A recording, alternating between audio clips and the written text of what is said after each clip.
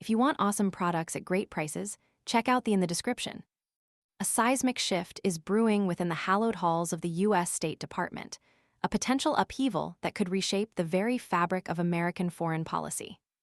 A leaked draft executive order, circulating amongst U.S. diplomats and obtained by Bloomberg, proposes a radical restructuring of the department, representing the most significant reorganization since its inception in 1789. The 16-page document outlines drastic cuts and sweeping changes that have sent shockwaves through the diplomatic community. The proposed changes are nothing short of breathtaking in their scope and ambition. The draft suggests a dramatic reduction in operations across sub-Saharan Africa, a region crucial to U.S. strategic interests and a focal point of numerous development and humanitarian initiatives. This contraction isn't limited to geographical areas. Entire bureaus and specialized envoy offices stand on the precipice of elimination.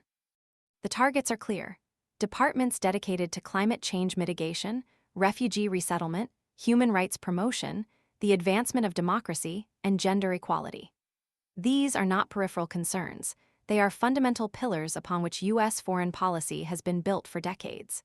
The potential dismantling of these crucial components represents a dramatic departure from established norms and a profound shift in America's global engagement. The implications of these potential changes are far-reaching and deeply concerning to many. Critics argue that such drastic cuts would severely weaken the U.S.'s ability to effectively address pressing global challenges.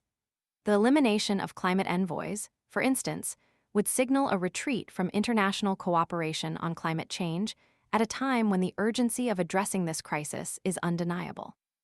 Similarly, reducing support for refugee resettlement programs could have devastating consequences for vulnerable populations already facing immense hardship.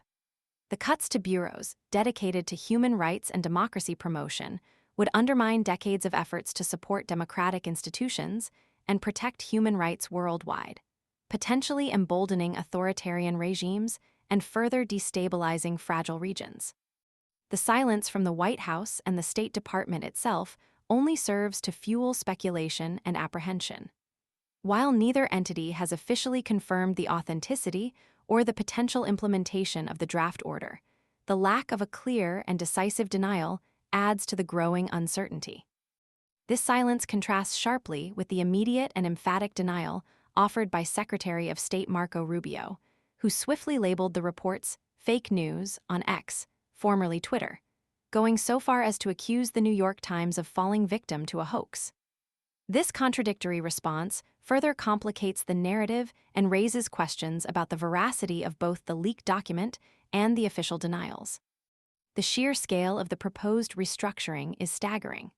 The State Department employs a vast and diverse workforce: 13,000 Foreign Service officers, 11,000 civil service employees, and a further 45,000 locally employed staff spread across over 270 diplomatic missions worldwide. A reorganization of this magnitude would inevitably lead to widespread job losses, potentially impacting thousands of dedicated individuals who have devoted their careers to advancing American interests and values abroad.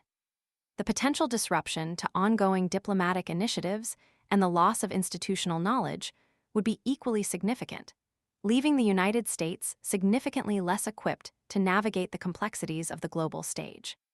The situation remains fluid, with the fate of this proposed restructuring hanging in the balance. The coming days and weeks will be crucial in determining whether this draft order becomes a reality or remains a hypothetical threat. The international community, along with concerned citizens within the United States, will undoubtedly be watching closely as this dramatic story unfolds, its impact reaching far beyond the walls of the State Department and into the global arena. The consequences of such drastic changes, should they be implemented, could reverberate for years to come, fundamentally altering the role and influence of the United States on the world stage.